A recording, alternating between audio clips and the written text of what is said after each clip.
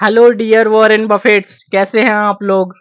I hope कि आपका portfolio काफ़ी अच्छा होगा। आपने जितने भी आईपीओ में इन्वेस्ट किया हुआ है वो आपको मिले होंगे और काफ़ी अच्छा रिटर्न प्रॉफिट आपने जनरेट किया होगा।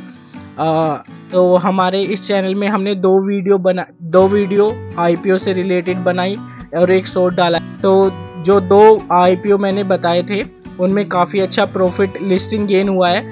फर्स्ट आईपीओ था इंडिजिन आईपीओ जिसमें 45% का लिस्टिंग गेन आया है, एंड सेकंड था टीबीओ टेक जिसने 55% का लिस्टिंग गेन जनरेट कराया है और जिसकी कैंडल स्टिक अभी भी ऊपर जा रही है। तो जिन लोगों का अभी तक होल्डिंग पोजीशन पर है तो वो काफ़ी अच्छा प्रॉफिट जनरेट करने होंगे, because TBO Tek long term में काफ़ी अच्छा रिटर्न देगा आपको। तो एंड थर्ड थी मेरी एक छोटी सी शॉर्ट, बिकॉज टाइम इशू की वजह से पर्सनल रीजन से मैं बना नहीं पाया था वीडियो। तो वो थी गो डिजिटल जनरल इंश्योरेंस के ऊपर। तो उसका मुझे जो मैं अपना पर्सनल ओपिनियन बता रहा हूँ कि मुझे जो लगता है कि वो नेगेटिव वो दे सकता है रिटर्न। तो अपने रिस्क के अकॉर्डिंग आप उसमें इन्वेस्ट करना। अब आते हैं हम थर्ड नेक्स्ट आईपीओ पर, जो कि हमारा AWFIS space solution IPO limited IPO. तो गाइस जितनी भी मेरी वीडियोस बनेंगी आपको नॉर्मल और फ्रेंडली लगेंगी। तो चलते हैं AWFIS आईपीओ की तरफ। तो ये करता क्या है, ये आईपीओ क्यों निकाला वगैरह ये देख लेते हैं।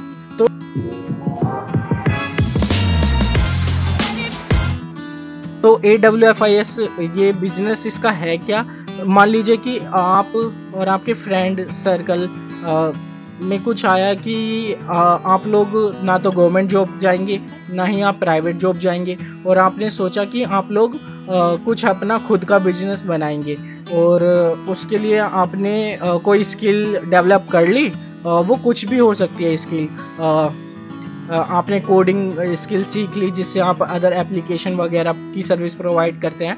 बट अब आपको एक ऑफिस चाहिए जहां पर आप अपनी कंपनी को स्टार्ट कर सकें, बट आपके पास इतना फंड नहीं है कि आप अपनी कंपनी को स्टार्ट कर सके। इतना मतलब फंड नहीं है कि आप खुद की कंपनी खड़ी कर सके एज अ ऑफिस बनाकर। तो आपको क्या चाहिए फिर, एक छोटा सा रेंट वाला ऑफिस चाहिए। तो वो ही ये AWFIS प्रोवाइड करती है। AWFIS आपको एक ऑफिस प्रोवाइड कराएगी जिसमें सारी सुविधाएं होंगी, हाई स्पीड इंटरनेट और किचन वगैरह, कॉफ़ी कैफेटेरिया वगैरह, और वहाँ पर आपको अदर कंपनीज भी मिलेंगी। छोटे छोटे स्टार्टअप्स होंगे या मिनी कंपनीज होंगी जो इस तरीके सेम आपकी तरह ही रन कर रही होंगी। वहाँ से आपका नेटवर्क बिल्डिंग होगी और आपको हो सकता है कि उन कंपनियों के साथ कोऑपरेट करके आप अपने बिजनेस को एक्सपांड कर सकें। तो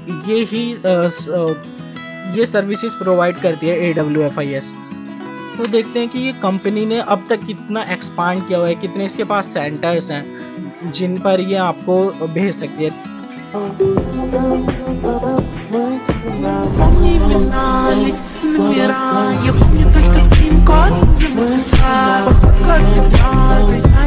तो अराउंड 169 सेंटर्स हैं इन 16 सिटीज ऑफ इंडिया में, और जिसमें से 81.66% कंपनीज के सेंटर हैं एंड 18.34 अल्टरनेट एसेट है, और जिसमें इनके पास अराउंड 100 एम्प्लॉइज हैं, एंड इनके पास कंपनी के पास अराउंड 63 डिज़ाइनर्स हैं। डिज़ाइनर्स वो जो इस पे यानी किसी ऑफिस में जाकर ऑफिस को डिज़ाइन कर रहे हैं, अच्छी तरीके से बिल्ड कर रहे हैं, वहाँ पर बढ़िया बढ़िया स्ट्रक्चर बना दी जिससे ऑफिस काफ़ी डेकोरेटिव लगे, वो डिज़ाइनर्स। तो इनके पास 63 डिज़ाइनर्स हैं एंड प्रोजेक्ट मैनेजर्स हैं। तो कंपनी का बिजनेस तो काफ़ी अच्छा है, कंपनी लॉन्ग टर्म में काफ़ी डिमांड हो सकती है।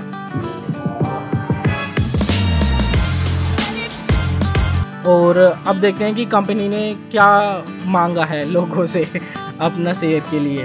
तो इसने 598 करोड़ रुपए की डिमांड रखी है, जिसमें से इसके पास जो कंपनी के पास जाएंगे वो जाएंगे केवल 128 करोड़ रुपए।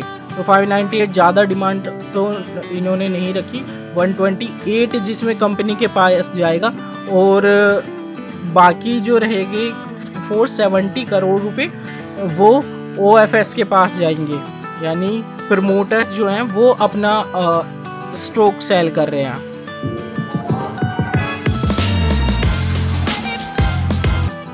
अब देखते हैं कि इसकी टाइमलाइन क्या है, कि इसने IPO की टाइमलाइन क्या रहेगी। तो इसकी ओपन डेट रहेगी 22 मई एंड लास्ट डेट होगी, क्लोज डेट जब IPO बंद होगा वो होगी 27 मई, एंड अलॉटमेंट डे रहेगी जिस दिन IPO लिस्ट होगा वो होगी 30 मई। तो इन डेट्स को आपको अलॉटमेंट मिल जाएगा 30 मई को। एंड अब चलते हैं IPO के प्राइस बैंड के ऊपर, प्राइस क्या रखा है। तो फेस वैल्यू जो है रखी है वो 10 रुपीज़ है, एंड टोटल जो लोट साइज है रिटेल का, मतलब नॉर्मल जो रखा है मिनिमम वो है 39 शेयर का, और प्राइस बैंड हो 364 से लेकर 383 तक। तो ये साइज रखा हुआ है। BSE और NSE ये दोनों पर ही लिस्ट होगी कंपनी।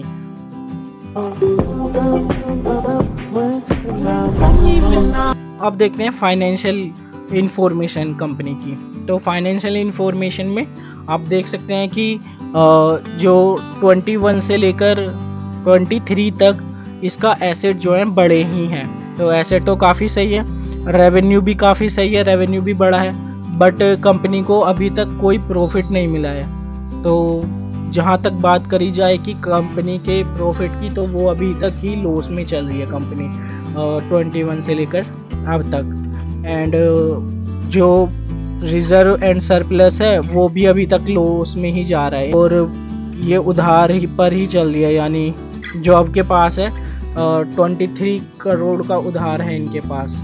यानी कंपनी के पास फाइनेंशियल की बात करी जाए तो फाइनेंशियल कुछ बेस्ट नहीं है, फाइनेंशियल सारा डाउन है। अब चलते तो गाइज अब देखते हैं हम कि की परफॉर्मेंस इंडिकेटर क्या क्या है कंपनी के। तो फर्स्ट है हमारा रिटर्न ऑन कैपिटल एम्प्लॉयड जो कि है 37.43, तो वो ठीक है। एंड डेब्ट पर इक्विटी 0.1, तो ऑलमोस्ट नेगेटिव, ऑलमोस्ट डेब्ट, नो डेब्ट मान सकते हैं। थर्ड है रिटर्न ऑन नेटवर्थ, ये तो माइनस, यानी कंपनी को अभी तक कुछ प्रॉफिट हुआ ही नहीं है, कंपनी लॉस में ही है। एंड फोर्थ है प्राइस ओवर बुक वैल्यू जो कि 9.63 है।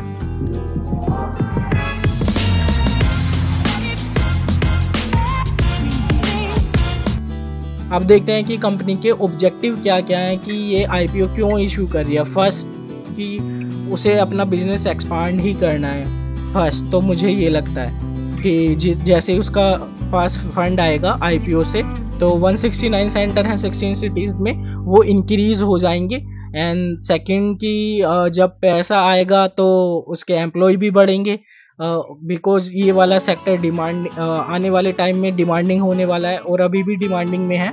बट ये सेक्टर की बात करी जाए तो इसमें जितनी भी कंपनी है उनको ऑलमोस्ट लॉस ही मिला है। कुछ हैं कंपनी जिसको अभी फ़ायदे में है, और ये जो सेक्टर है ये काफ़ी कॉम्पिटिटिव सेक्टर है।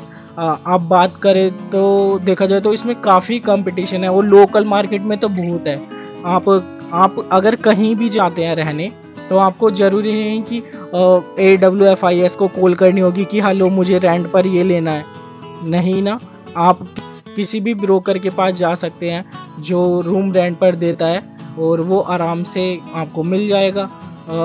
ऐसे एरिया की बात कर रहा हूँ मैं जहाँ पर नॉर्मली काफ़ी जैसे स्टूडेंट वाला एरिया हो गया, या फिर कंपनी वाला एरिया जैसे नोएडा वगैरह, तो वहाँ पर भी काफ़ी इस तरीके के हैं जो रियल इस्टेट वगैरह को हैंडल करते हैं। अब बात करते हैं रिजर्वेशन की, किसको कितना रिजर्वेशन मिला है। तो QIB में है 75% अप टू 75% का, और रिटेल जो लोग हैं रिटेल के लिए डालेंगे वो अप टू 10% का डाल सकते हैं। अप टू 10% का नेट इश्यू मिला है, और HNIs को मिला है अप टू 15% का।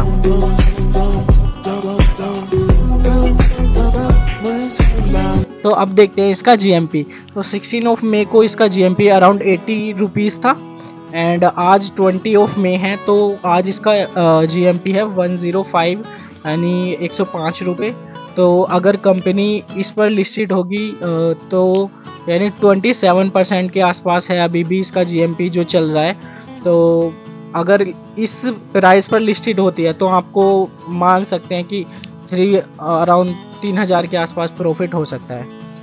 बट जो चांसेस मुझे लगते हैं कि 50% इसके नेगेटिव होने के चांसेस हैं, बिकॉज कंपनी को अभी तक कोई लो प्रॉफिट नहीं जनरेट हुआ है, जिस वजह से इसके ज़्यादा जाने के चांसेस लॉस में हैं। पैसा ही पैसा होगा। तो अगर आपको इस कंपनी में इस IPO में अप्लाई करना है तो सेम अपने रिस्क के आधार पर कीजिए।